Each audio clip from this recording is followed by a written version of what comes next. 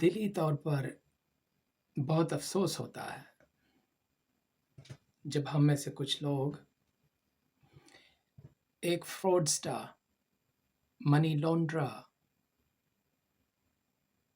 یعنی وہ ذلیل ہستی جس کے صرف پاپا ہی نہیں بلکہ پورے کا پورا ٹبر چور ہے، جو پکی ڈٹھی چور نہیں، انسانی تاریخ کی بدمعاش ترین اور چنڈالنی عورت، جس میں چنگیز اور ہلاکو خان کی روحیں بسیرا کیے ہوئے ہیں، اور جس کی پاکستان تو کیا لندن میں بھی کوئی جائیداد نہیں ہے، اس جیسی کو اپنا لیڈر کہتے ہیں، جو خود انتہا درجے کی ان پڑھ، جاہل، اجڑ، گنوار ہونے میں اپنا ثانی نہیں رکھتی، وہ ایک لیڈر کیسے ہو سکتی ہے؟ اس سے بڑا المیہ بھی کوئی نہیں ہو سکتا کہ ہمارے معاشرے کے کچھ لوگ ابھی بھی اس طرح کے لوگوں کے زیادہ وفادار ہیں، جو کئی دہائیوں سے ہمیں نسل در نسل نوچتے، کنٹرول کرتے اور کھائے جا رہے تھے، بنسبت ان لوگوں کے جو پاکستانی قوم کو بچانے اور ہمیں اخلاقی، معاشی اور معاشرتی بہتری کی حقیقت سے روشناس کرانے کی تگ و دو میں مصروف تھے، اور ہیں بھی۔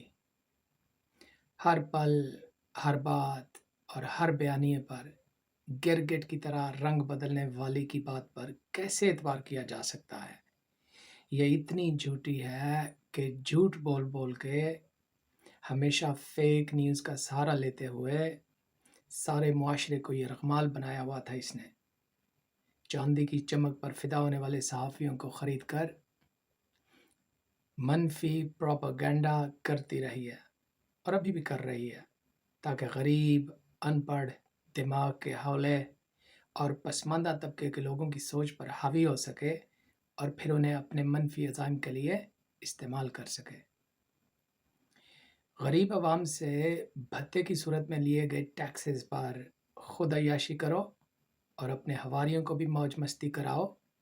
کوئی لالچ دیتے ہوئے یا جبرن۔ سوچنے سمجھنے کی صلاحیت سے محروم تھوڑے سے لوگوں کو اپنے ساتھ ملاؤ، ان میں سے چند 100 کو بریانی کھلاؤ اور ان سے اپنے حق میں نعرے لگواؤ۔ اس کے علاوہ یہ جدی پشتی لٹیرے کرتے بھی کیا رہے ہیں؟ ان کے یہ سب حربے پرانے ہو چکے اور ابھی عوام جاگ چکے ہیں، اور یقیناً مکافات عمل کا پروسیجر شروع ہو چکا ہے۔ جس طرح جنات بعض اوقات انسانی روپ اختیار کر لیتے ہیں، اسی طرح اخلاقیات کی گری ہوئی عورت اور ذہنی مریضہ مریم ٹوٹیاں والی کو انسانی شکل میں نظر آنے کے لیے پلاسٹک سرجریوں اور میک اپ کی لپا پوتی کا لبادہ اوڑھنے کا سہارا لینا پڑتا ہے،